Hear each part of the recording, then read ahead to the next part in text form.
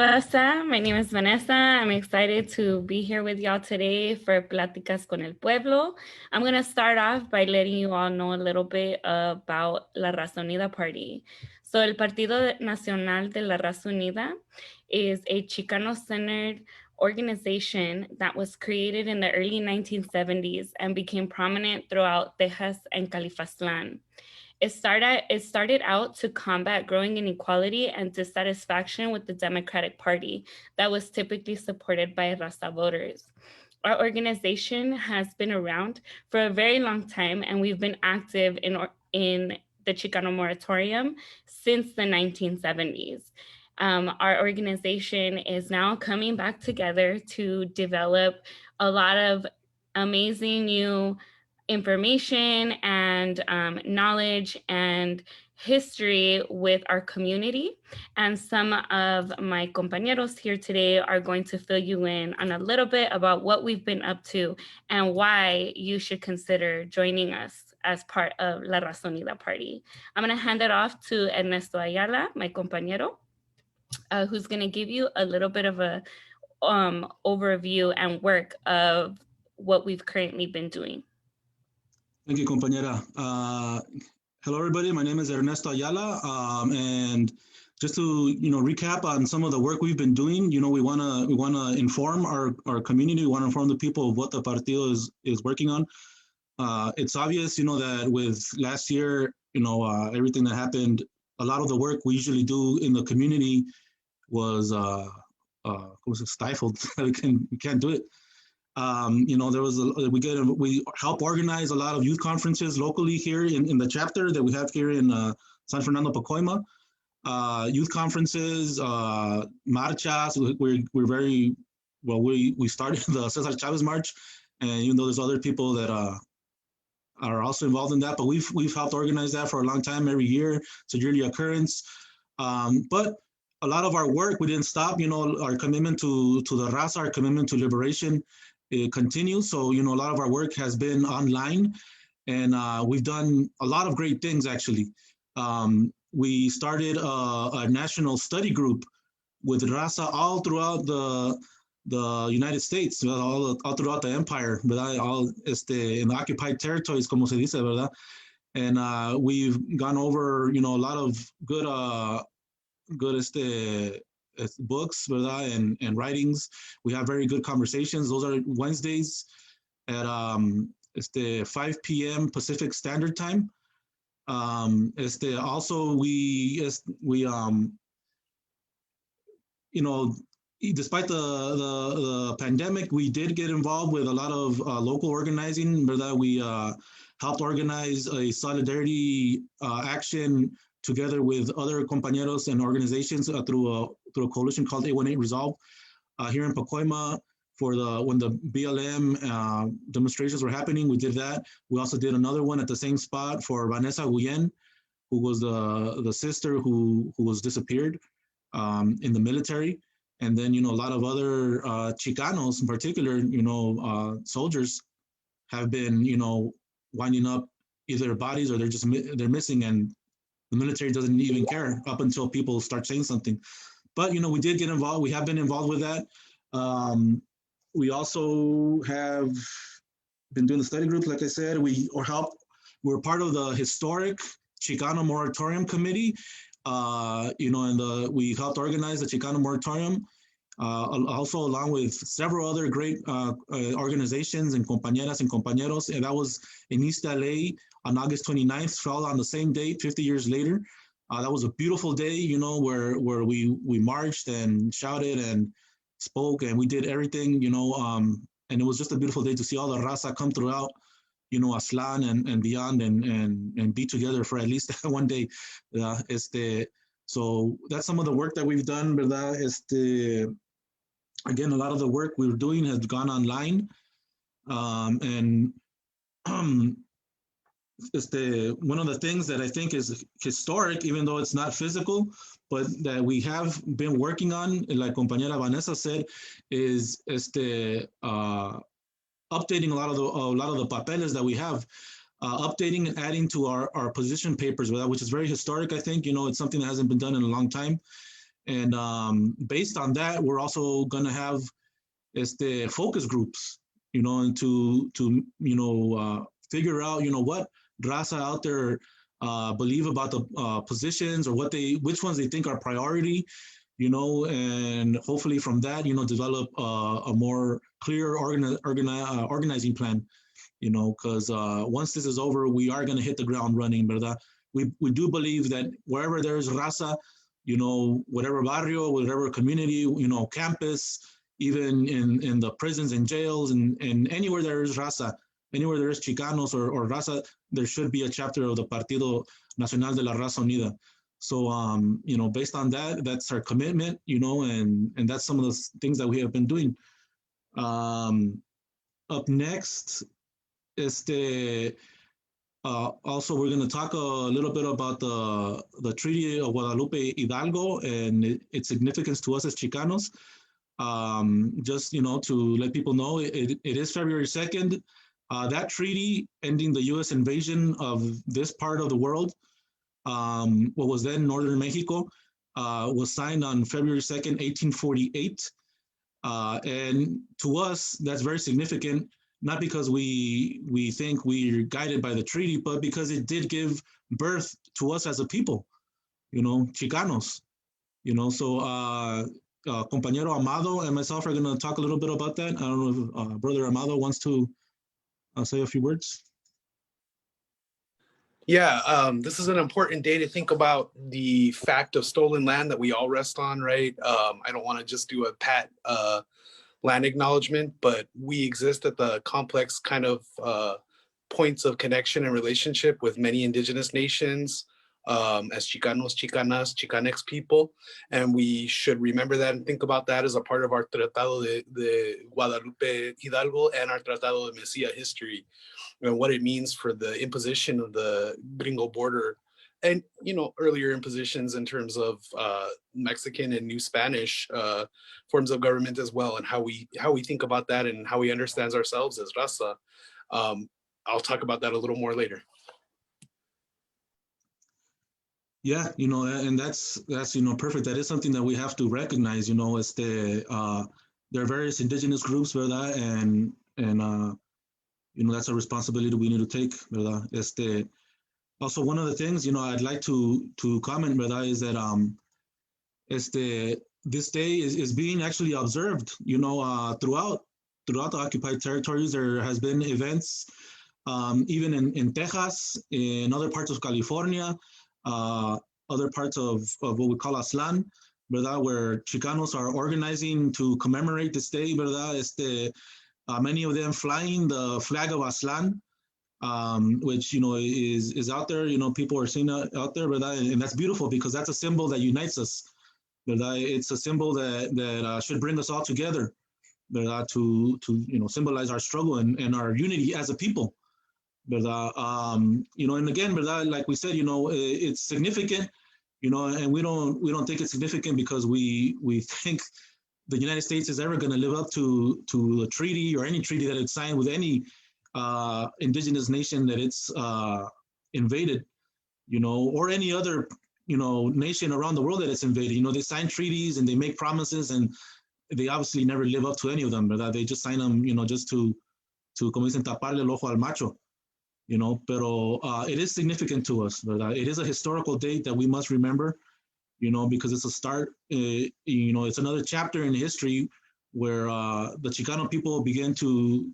be born, and we think we are a distinct people, We, after, from 1848 to now, we have developed as our own people, our own culture, our own way of doing things, our own way of talking to each other. And, that doesn't mean we don't recognize, either,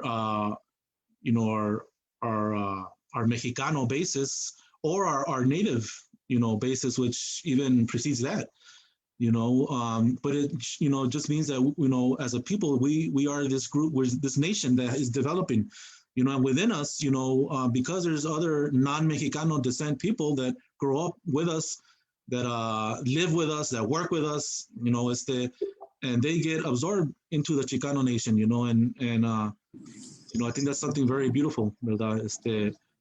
Pero Uh, Amado, did you want to? Yeah, somebody in the study group that we've been having since last summer really brought up a good point that it is important to remember that our raza history definitely predates February 2nd, 1848. But it's also really important, as you said, to really think about what it means for the US to be in charge of a large population of raza, not just people who would more conventionally in the 60s or 70s been understood as raza, but people who had Mexican citizenship, including a lot of indigenous people. And, that citizenship was tenuous and it was, always in change. And that's something that we've really talked about as a partido that's based on scientific socialism. Is we understand that we live in history. We understand that things are changing all the time and that our relationships are changing and that the ways in which we have opportunities to engage with the past, analyze our presence, and then kind of think about working to change the future are important. The treaty itself tells us a lot about preserving the rights of a very thin proportion of people who were considered to be capable of citizenship, mostly people who claimed European descent and had title to property.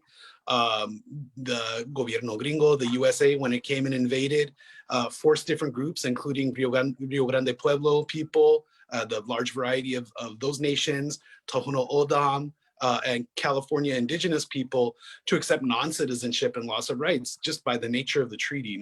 So this is an important day to observe and think about our relationships with not only other indigenous people, but people around the world oppressed by the USA, in the continent, in the hemisphere, and all around the globe too. We have to think about people in Iraq, Afghanistan, Libya, all throughout the continent of Africa and the continent of Asia, people in Vietnam and Korea, in the Korean Peninsula, all of whom have been oppressed, dispossessed, and killed or brutalized by the United States and its actions in pursuing a foreign policy based on acquisition, exploitation, and racism and white supremacy. That all has its roots in the United States conquest of the continental span of the United States, in New Mexico territory, California, Texas. Again, these all have native names, and I want to be respectful of that. Lawsuit and violence against raza and our indigenous neighbors and relations characterize the post-treaty period. They really set our communities up to increase competition for fewer resources as the United States got more resources held by things like the General Land Office, the Bureau of Indian Affairs, the Bureau of Land Management later, and other resource management authorities in the US. It's not to say the past was perfect, but we have to understand that kind of shared history then and think about the way that our history becomes more universal history and what it means for us to have gone through these processes in the 1840s and beyond, and what that tells us today and how we can understand our history within that bigger complex.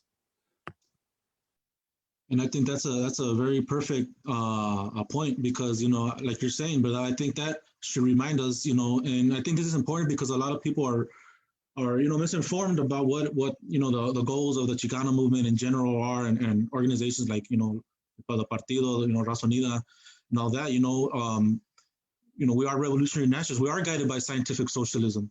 So the reason I say that, and I want to emphasize what Compañero Amado said, is that those points should remind us that we have more in common with the people of the world. We have more in common with all those people that they tell us that those are your enemies and you have to fight them and all that, and that's something that a lot of Chicanos began to realize when the Chicano movement had its strongest point in the late 60s, 70s, and a lot of them would say how the ones that went to Vietnam, how they would fly over the fields and it would remind them of being back home. They would see all the campesinos, working poor people, brown people, stooped over, doing farm labor, and it reminded them of their own family. It reminded them of themselves when they had to work the fields. And I think that's a beautiful point. Beautiful because it connects us. Not obviously we wouldn't want that terror anywhere on earth. That's the world we fight for. But I think that does connect us in that human fashion, and it's saying that all we want as a people is to be able to obviously control our destiny and have a seat at the table with the rest of the nations of the world. And from there, then we can move forward as humanity, But until we get to that point, it's impossible. But it is beautiful to see that, and when you understand that, we understand, how, to be revolutionary nationalists, to be, to call for the liberation of Aslan is internationalist on its own, ¿verdad? Because we understand that our struggle it would be a deafening blow to imperialism. The liberation of such a huge chunk of, I mean, not obviously all of it is native land, but it's such a huge chunk that where Chicanos live majority and have a historical claim to, that would be a huge blow to imperialism.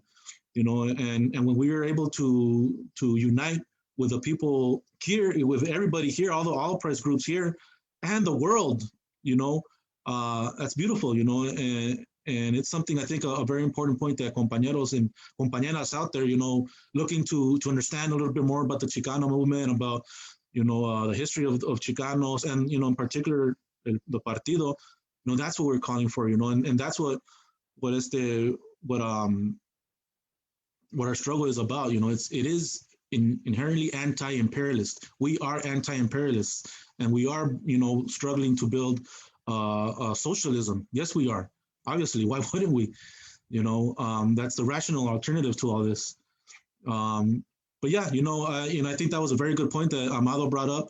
And it should be a point that sticks because obviously in these times, and it doesn't change just because Trump is out of office. If you're a U.S. president, you're an imperialist. Period. And they're all gonna continue. I mean, we could just wait on who they're gonna tell us is our next enemy. They already tell us China is our enemy, Iran is our enemy, Venezuela is our enemy, Cuba has been an enemy, and Fidel beat them all, but I think, when we realize that we have more in common with them, with all these people around the world, that's a tremendous advancement, for us to understand. And if anybody wants to get more information, you can log on to our website, www.razaunidaparty.org. We have forums there if you want more information or if you want to join the study group. And now, compañera Maria Zavala had a few questions, and I'll pass it over to her. Thank you, Raza. So, gracias.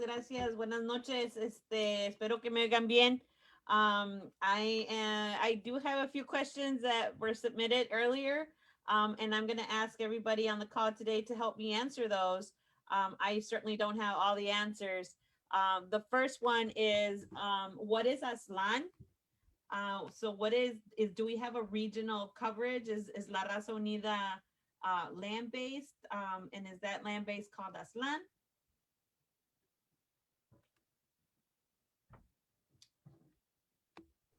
Anybody? Anybody? Thinking about the importance of today, more historically, Aztlán has meant, in many cases, what we call the Mexican cession, the cession of land granted, quote unquote, under the treaty in terms of the Treaty of Guadalupe Hidalgo and the later Venta de Mesía or Tratado de Mesía. It does definitely indicate an area demographically where there's been a long history of Mexicano indigenous people who have survived different forms of colonialism over time. But also when we think broadly about what it means for Raza to dictate the terms of our governance and our lives, obviously it goes way beyond just the Mexican cession. There's Raza in Chicago, there's Raza in North Carolina. My father was a jornalero building houses in North Carolina in the 1990s. I know there's Raza out there. There's Raza all over the place. So thinking about our nationhood and our self-determination goes into a lot of different places that, as multinational, is dealing with our new African and Black camaradas, thinking about Native camaradas and how we exist alongside them, and think about ourselves and work together towards creating a sense of sovereignty and a sense of change against the kind of single force that really oppresses us and holds us down. So when we're thinking about, being national, having national support and connecting with other raza in other continents and other countries, right? Native peoples. One of the questions that was posed also is, what is raza? What does raza include? Is it just Mexicans?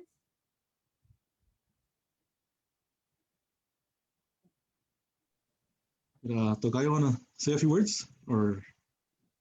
Um, I mean, I know that other people have some very important things to say about this too. I think that I think the way that I would answer this question is by saying this. Um, Words matter, right? I mean that they do. They really matter. And they mean something. But meaning is constantly changing, right? And I think that that's the thing to really keep in mind with this is that how we articulate something, right, is very important, but that the meaning of that articulation is constantly shifting over, periods of time. And it has to do specifically with the developing political sophistication of a group of people, right? And I say that because Raza is developing a political sophistication, right? This conversation, somebody in the chat a second ago said that it would be nice to bring back the Partido as a viable political party, just to keep in mind, the challenges, right? And one of the challenges really is understanding, um, who Raza is, right? And understanding why the evolution of that word um, is not only important and happening, but has to be it has to be embraced, right? I mean, it's a little more complicated than I think a lot of people try to put it out to be right now. Like it's there's a lot of binary creation that's happening around this term rasa, and I mean, I'll just be honest with you, I don't believe in binaries. So, I think that's probably the way that I would answer that.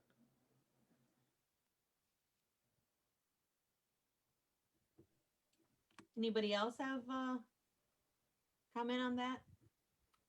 I can move on to the next question. Yeah, well, I mean, yeah, I could, just add my ideas también. I agree with both compañeros. With other, the words do have meaning and they mean something to people. I mean, that's where, ideas once they've reached enough people, they become actual things. But raza, it's a word that, like all the words that we use. Chicano has been in development since I don't know when, but raza in particular, it took on that idea of being like the general group of our community of our people. I've heard, people refer to raza as just everybody. You have Chicanos, but Chicanos are a part of a bigger community called raza. There's a lot of, a lot of social media out there that make people think any little thing, and they want to police every little thing. And they think that when people say raza, that we're somehow alluding to Vasconcelos, and that's not why people say raza, and if we go into the community, again, this is the language of the people, if we go into the community, the people use that word frequently, and words like raza, words like, Chicano or even Mexicano or Aslan, all these words exist because of the community, there's no TV or any politician or anybody that tells people, that says, viva la raza or uses any of that language, which is working class language, none of them do. So these words only exist because the people themselves identify with them, so, we probably have people in our family, that when talking to us or talking to a friend or a neighbor or whoever, they say, ¿cómo está tu raza? Or how is your raza? They're not saying how is your race? An individual doesn't have their own race, but they're saying how is your people or your family? Because that's what raza means. So when we say, la raza, obviously we're talking about our people, and yeah, indigenous people, or what is usually referred to as Latino. We don't use that word. But raza That's our word actually. You know, that's our more encompassing word is raza. You know, that's what we mean. I mean, that's what the people mean, and that's what we mean. You know, there's and even from there, you know, you have people that are raza that may not be Mexican descent or already Chicano descent, and they identify as Chicanos. They are Chicanos because they're here. You know, but yeah, raza. I mean, we refer to people in Mexico as raza, people in Central America as raza. I like to even refer to, you know, with all due respect, but our tribal relations as raza because they're raza. That's our people. Right. You know. So Ayala, you were referring to La Raza Cósmica um, by Vasconcelos, and I think that that's a good way to point out how La Raza has been trying. Like the term La Raza has been trying. People have been trying to co-opt it, right, and change it and morph it, but it has survived. There's a lot of terms that survive. Gentrification. They surpass that, right, because they are of the people and they are for the people. So some of the comments on Facebook, let me see here. I saw one.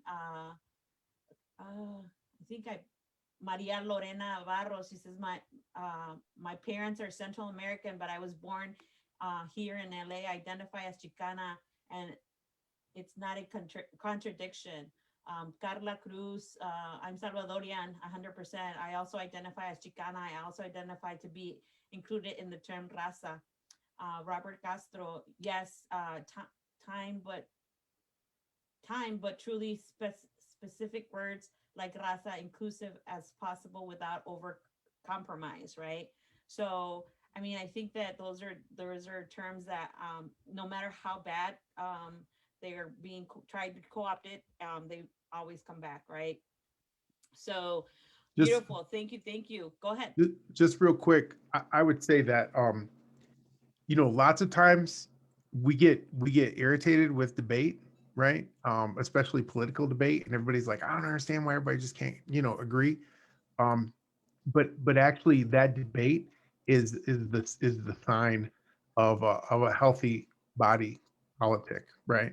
I mean, the ability to hash out these ideas, and the thing is that we know, I mean, we know that the word rasa is a complicated term because people argue about it, right? If they didn't argue about it, then it wouldn't be, it's not complicated, right? Do you ever hear anybody argue about Latin? You ever hear anybody argue about how you say something in Latin? No, because Latin is a dead language, right? We know everything there is to know about Latin. There's nothing left to argue about, right? But there's a lot left to say when it comes to words like Chicano or Raza, right? And everything that we have to say is important. And so I just wanted to throw that out there too. I So think yeah, I thank you would for also that. like to say something on that too. Yeah. Sorry. No. I think also, compañeros, what you're talking about in terms of the terminology that we use is constantly being, you know, co-opted, or it's being used in different social media sites, or I think even from, you know, from a white supremacist lens, they're using ways to divide us even more. Because if we have a unifying term like raza, and we're all, you know, we're all identifying with that, we become stronger as a community. And that's what they do not want us to do. So attacking terms that bring us together is what they're always going to use to divide us, because that's what their method is, divide and conquer. So I think, you know, even if we look historically, raza it's a community-based word. It didn't come from me trying to be cool as an academic, let me coin a term and let me define it and everybody starts using it. This came from the barrios. This came from the pueblo. This came from la gente, right? From our people. And so if you have a word so strong that it brings communities together, people are going to do whatever they can to destroy that. And so I think that's something that we need to be conscious of as we continue to have these conversations, you know, con el pueblo, con la gente, you know, whenever we have these conversations in our study circles, we need to be vigilant and stay conscious that that is what is happening around us, you know, because we see that all the time in our community. Like I go to my community, I have a lot of friends who are Salvadorian, Colombian, and they use raza. right? But then it's a lot of the newer kind of elite, more academics that are like, that's not a correct term. That's not what you should be using, right? And so we need to be conscious of that, even as people who have gone through the academy, to make sure that we're not falling into those ruts. I agree with you, compañera Vanessa.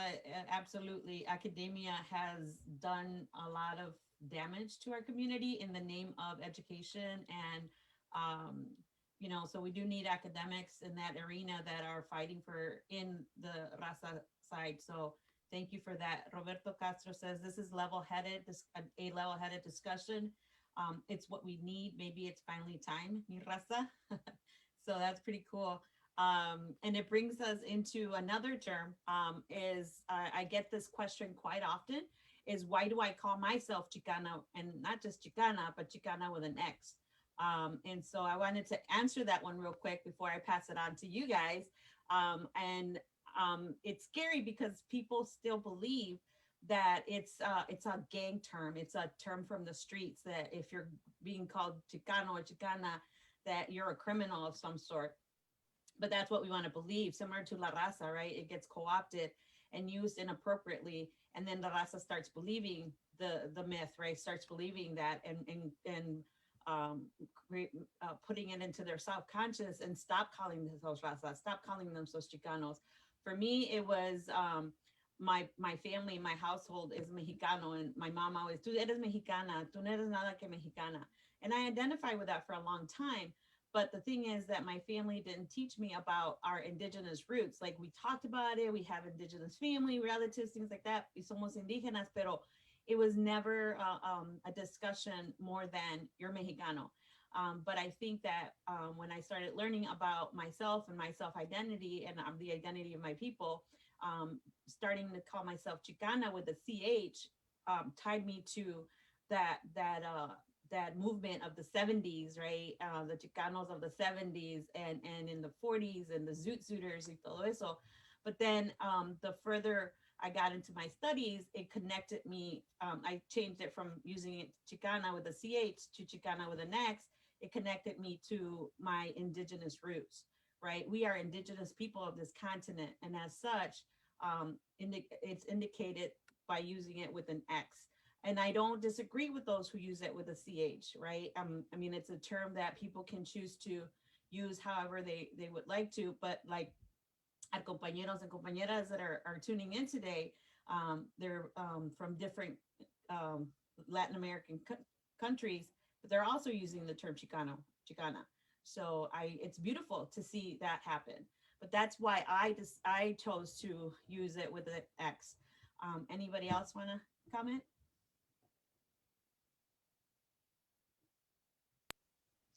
Sure, I'll comment on that. You know, you know, the word again, it's one of those words, and it's only showing one compañero on the screen. Oh wow, but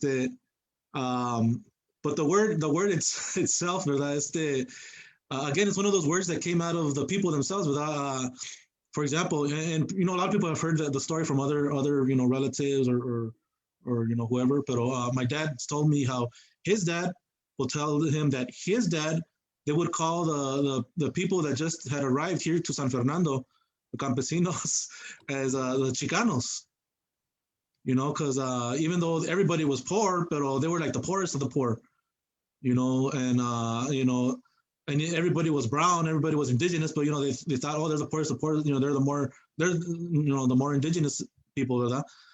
Pero you know, after a while, obviously, you know, people took that, you know, then onto the 1960s, people took that as a form of pride, because there was like, well, that's what we are. We're poor working class people, and we're indigenous. We're Chicanos, and we're in this part of the world. We're, you know, in this land right here, you know, and you know, I want to say something, you know, that I think is important. And again, I say this with the utmost respect. At the very beginning, that included a lot of people that belong to tribal nations. Because they you know, what is the difference between us? Nothing.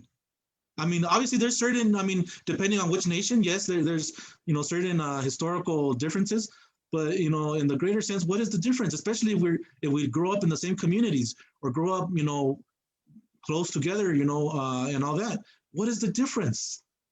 Nothing, you know. And when we have a common experience as a people, that's why throughout our history, you know, and more onto the 1980s when there was more raza, you know, that came from Central America in particular, because of the imperialist wars the United States was causing over there, and the people's heroic resistance to them. Because, you know, that's something I think we need to remember, that there was wars, but there was also the people, you know, valiantly defending their right to self-determination as well. Guatemala, El Salvador, Nicaragua, that won their revolution, Honduras también. But you know, you had, you know, waves of raza that were coming, and they were not Mexican descent raza, but they came and they lived amongst us, you know. And when those people had children, their children grew up just like everybody else. Maybe at home they spoke with a slightly different accent and didn't eat gorditas and sopes. They ate pupusas, which I think are delicious. You know, but you know, in the broader sense, they grew up like everybody else, and a lot of them rightfully, you know, identify as Chicanos because they are Chicanos, you know. And it's this identity that has developed. And, you know, again, I like to say this part of the world because I think that puts things into a little bit more of a context, you know. This part of the world is where the Chicano has developed. And that includes, you know, people that are not Mexican descent, you know. But we as a people, because there's even people that are not raza at all that say they're Chicanos. You know what? That's fine. Because if they grew up in the barrio and they grew up working class, you know, I would say we could trade them out for any other vendido, you know. I think there's a few of them we could like, be like, you know, you take them, throw them wherever you want. We'll take whoever identifies as Chicanos and can join our struggle. But yeah, you know, I mean, I think I wanted to add to that because I think it's, you know, despite all the attacks on these terms, you know, there's still raza out there that identify as raza, and there's still raza that are not Mexican descent or from Chicano parents that identify as Chicano, and you know, that's what they are, you know, and they're more than welcome to keep identifying as such and to unite and join us in the, you know, in the partido, you know, because they are home and this is their struggle. Gracias, Ayala. Armando? Could I add? Can you hear me? Yeah. So one of the things that we can think about when we talk about,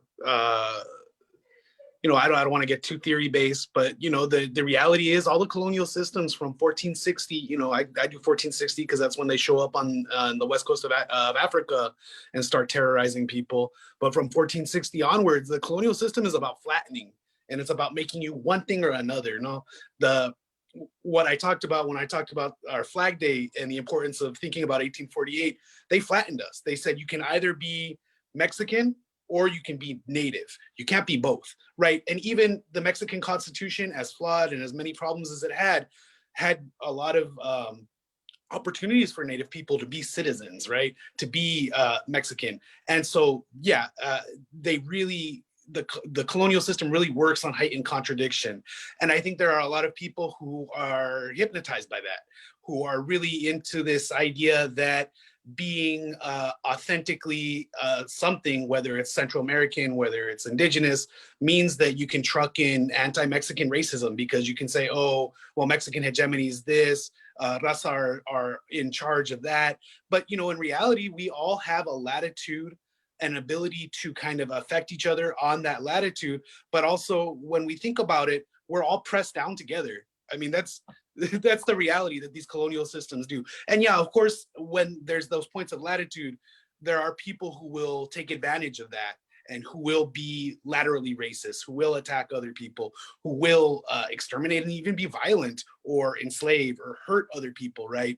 But to be raza, to be Chicano, Chicana, Chicanx now means that we know that that's not right and that we need to call that out, and we need to understand that that's vendidismo, that that's, you know, coloniality, and that we need to be checking ourselves for that and also checking others for that too, right? So for me, being raza is a very revolutionary position, right?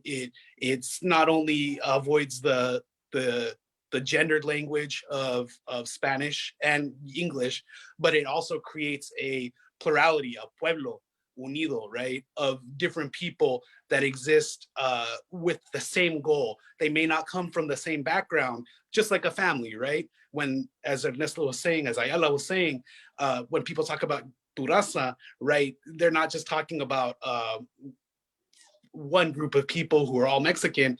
Families are created through multi-nations. We are many nations, and we have to be many nations. We can't be one kind of striving force alone. We have to be working together to end this coloniality, to end the colonial system, and not just a coloniality of minds or thoughts or organization, but the actual material effects that exist on the ground. No? So we have to be thinking about what it means for us to be raza, and then also what it means that there's a subset of people who are attacking this term. And why is this identity under attack? Why is this racism laterally kind of coming out at raza, right? Why is this the situation? So we have to be very thoughtful about it, and we have to be very strategic about how we respond to these things and how we understand and identify ourselves within our own family and our history, but also both our nation and our international or multinational aspects as well. Yeah, No, I agree. that's, oh, Certainly. Go ahead. oh yeah. Oh no, I messed myself up because I looked at the Facebook and there's a lag, and I thought Amato was still talking. That's brilliant, because what you're saying is absolutely on the money. It's on the point. The purpose of the Raza Unida Party, right, is to create a political vehicle for our community, one where we have the ability, right, to answer the depredations of colonialism, as a group, as opposed to being you know individualized the way that capitalism and colonialism have done, not just to us, but everybody within the society, right? But you see, the thing is this: there's a reason why it can't be a Latino party, and that's because when it's a Latino party, then somebody like Enrique Tarrio can be in your Latino party, because that dude, who's the leader of the Proud Boys, right, who is an avowed white supremacist, is a Latino. That's what he is. He is a Latino, right? So, I mean, part of it is us also thinking through, right? Becoming a little bit more sophisticated, thinking through the points that Amato just brought up, and then realizing, okay, that it's okay to create a political entity that doesn't include everyone, right? Because if you have a political entity that includes everyone, Republicans and Democrats, look at what you get, right? And everybody's always saying, well, there's really no difference between Republicans and Democrats. And that's because they include everyone, right? I mean, it's shockingly simple, right? But the purpose of the Raza Unida Party is to create a political vehicle to carry forward the agenda of our community. If you want to do that, then you got to join the Raza Unida Party. Absolutely. So I agree with everything that everybody's been saying. Roberto Castro said native language cannot be translated literally in English. Por eso this body can define words such as raza. How would you choose to apply it? And how would you choose to apply it? So this is the body that he feels that could do that, or that's his opinion at least.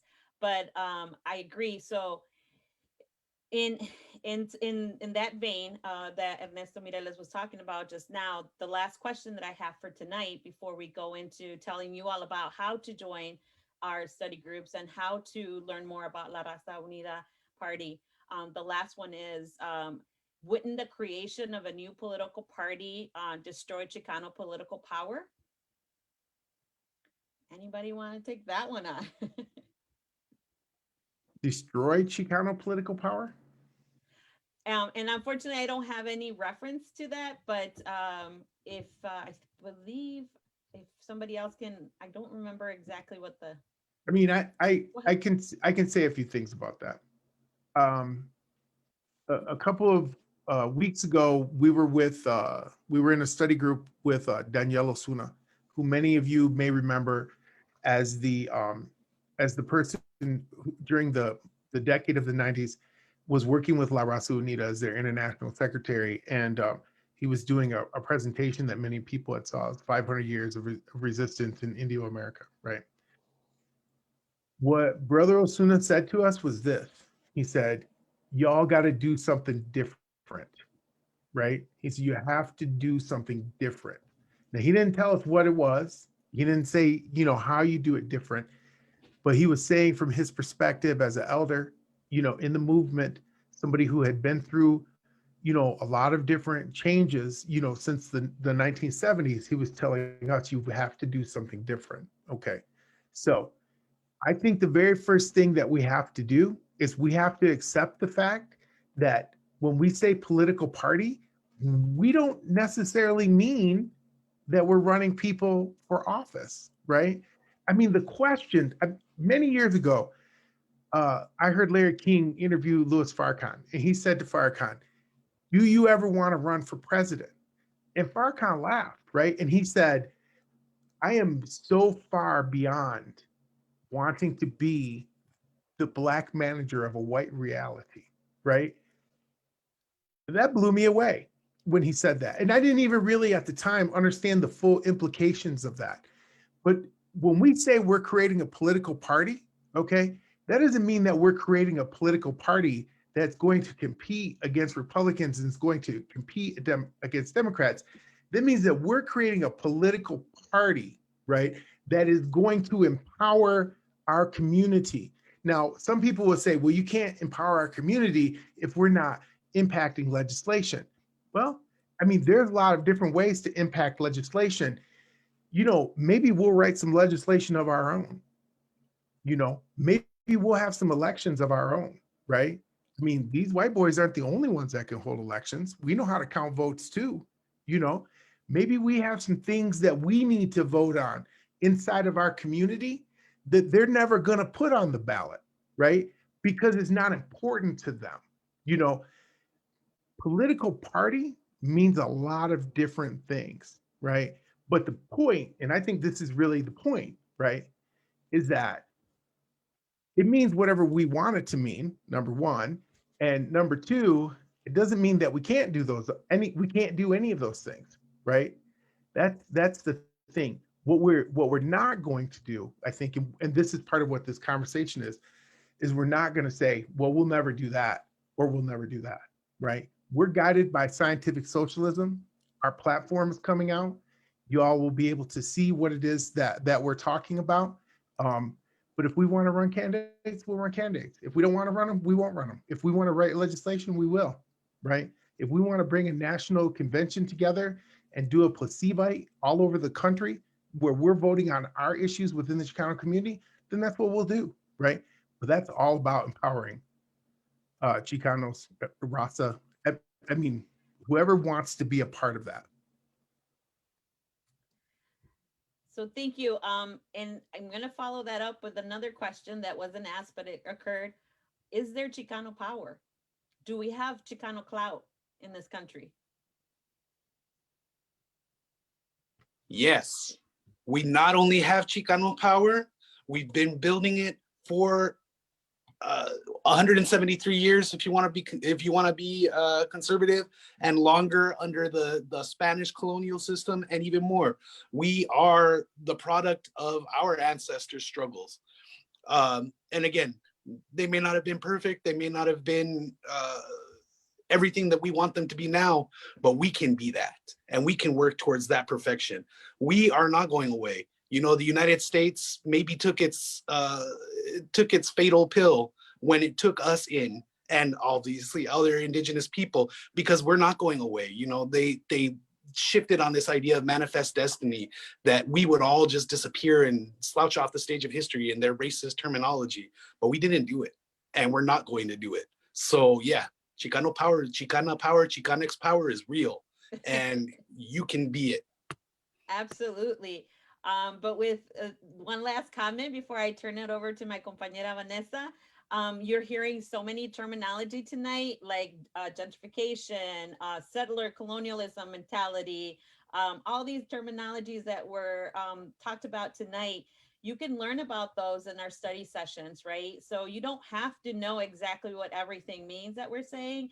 What you do need to know is that you have power. You have a choice. You can come to study group. You can join La Raza Unida party, and not necessarily know what all these things are or academic words mean. but that's why we're here, so that you can learn about them. So with that, Vanessa, thank you for having me and ask questions tonight. I am turning it over to you.